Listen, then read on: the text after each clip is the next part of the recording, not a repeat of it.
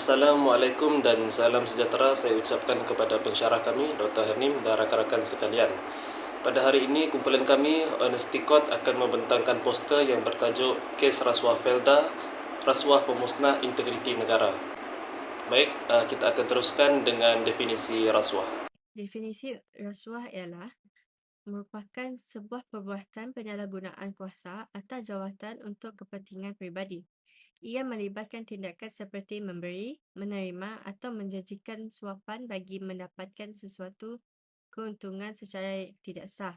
Perbuatan ini melanggar undang-undang dan menjejaskan integriti individu serta organisasi. Bentuk-bentuk jenis rasuah. Yang pertama, meminta atau menerima suapan. Ini akan berlaku apabila seseorang meminta, menerima atau bersetuju untuk melakukan atau tidak melakukan sesuatu tugas rasmi. Contohnya, ketika seorang pegawai menerima wang untuk menutup kes atau melepaskan pesalah. Yang kedua adalah menawar atau memberi suapan. Kesalahan ini akan berlaku apabila seseorang menawarkan atau memberi rasuah kepada pegawai awam atau pihak lain untuk mendapatkan kelebihan tertentu. Contohnya, memberi duit kepada polis supaya tidak dikenakan tindakan undang-undang. Seterusnya, antara bentuk ataupun jenis rasuah ialah tuntutan palsu. Tuntutan palsu bermaksud seseorang membuat permohonan bayaran atau tuntutan yang tidak benar. Contohnya, menggunakan resit palsu untuk menuntut allowance seperti perjalanan ataupun pembelian yang sebenarnya tidak berlaku. Jadi, perbuatan ini sudah pastinya dianggap rasuah ataupun penipuan kerana melibatkan pengambilan wang ataupun manfaat secara tidak sah. Seterusnya ialah salah guna kuasa.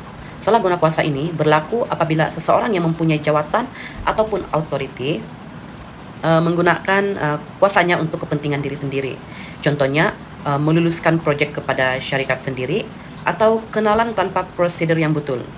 Jadi, ini akan menunjukkan tiada integriti dan ketulusan dalam membuat keputusan. Kesan rasuah terhadap individu.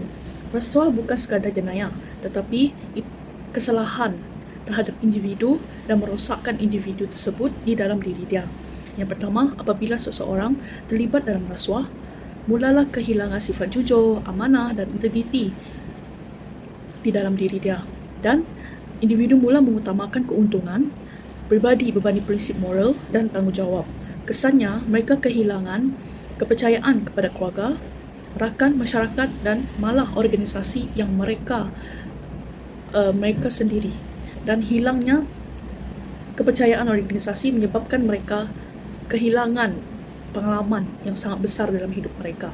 Dan selain itu, rasuah boleh menyebabkan tekanan emosi seperti rasa bersalah, takut ditangkap, dan mulalah hidup mereka penuh dengan kebimbangan yang berterusan kerana tidak menjalani tanggungjawab itu dengan baik.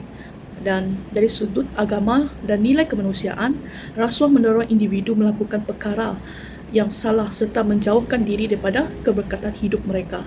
Dan lebih buruk lagi apabila seseorang didapati rasuah, nama baik dan masa depan mereka akan musnah.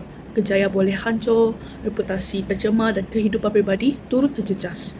Jelaslah bahawa rasuah memberi kesan yang buruk kepada individu kerana ia bukan sahaja merosakkan imej tetapi juga menghancurkan nilai diri dan masa depan individu tersebut di dalam negara ataupun di dalam organisasi yang mereka bekerja. Saya akan menerangkan tentang kesan rasuah terhadap organisasi. Poin yang pertama ialah menjejaskan imej dan reputasi organisasi. Ianya kerana maklumat palsu boleh menyebabkan nama organisasi dipandang buruk oleh masyarakat. Poin yang kedua ialah mengurangkan kepercayaan orang ramai. Kerana orang ramai akan kurang yakin terhadap organisasi apabila tersebarnya isu atau berita yang tidak benar. Poin yang ketiga ialah boleh menurunkan motivasi pekerja. Pekerja boleh rasa hilang semangat dan rasa kurang bangga kerana imej organisasi mereka buruk. Kebiasaannya, kes rasuah ini boleh berlaku dalam negara disebabkan penyalahgunaan kuasa yang mementingkan kepribadian berbanding kebajikan masyarakat. Apabila wujudnya rasuah dalam sesebuah negara, ini akan menyebabkan pelabur asing akan kurang keyakinan untuk melabur dalam negara tersebut disebabkan bimbang berlakunya ketidakadilan. Tambahan pula, duit kopi yang ada dalam negara tersebut akan menyebabkan kos projek kerajaan akan meningkat melebihi kos yang sebenar, sekaligus akan menyebabkan pembaziran yang drastik kepada duit rakyat. Baiklah, seterusnya kita akan meneliti secara lebih spesifik terhadap pelaku rasuah iaitu Isa Samad dalam kes rasuah Felda. Secara ringkasnya, dia terlibat dalam kes rasuah pembelian hotel oleh Felda. Isa Samad telah menerima suapan berkaitan urusan hartanah. Jadi ini telah memberi kesan yang negatif seperti menjejaskan institusi Felda dan memberi kesan kepada peneroka. Jadi kesan kepada peneroka di sini merujuk kepada rasuah, menyebabkan dana yang sepatutnya digunakan untuk program pembangunan dan kebajikan peneroka telah hilang. Jadi ini telah menjejaskan taraf hidup serta pendapatan mereka secara langsung. Seterusnya ialah cadangan langkah pencegahan berdasarkan nilai integriti. Yang pertama ialah penguatkuasaan undang-undang. Pelaksanaan undang-undang secara tegas haruslah dilakukan. Tiada pilih kasih dalam hukuman serta pemantauan agensi penguatkuasaan. Yang kedua pula ialah pendidikan dan kesedaran integriti. Pendidikan awal tentang integriti dan anti rasuah haruslah diperkenalkan untuk meningkatkan kesedaran kesan buruk rasuah serta kempen dan model integriti di institusi pendidikan. Yang ketiga ialah pemilihan pemimpin berintegriti. Jawatan tertinggi Felda hendaklah diisi oleh individu yang bebas daripada rasuah, berpengalaman dan benar-benar mengutamakan nasib peneroka. Hai semua, saya akan sambung dengan slogan atau kata-kata Hima dan Ipa. Pertama, rasuah rosakkan masa depan. Kedua, tanah rasuah, jaga maruah. Tiga, jangan anggap rasuah benda biasa. Empat, sekali buat rasuah susah nak bagi nama. Lima, berani tolak rasuah, hidup lebih bersih. Enam, rasuah kecil pun boleh bawa masalah besar. Tujuh, kejujuran tiada tawar-menawar. 8. Fikir dulu, jangan pilih rasuah. 9. Hentikan rasuah, mula hidup jujur. Kesimpulannya, perbuatan rasuah boleh menjejaskan integriti dan memberi kesan buruk kepada semua pihak.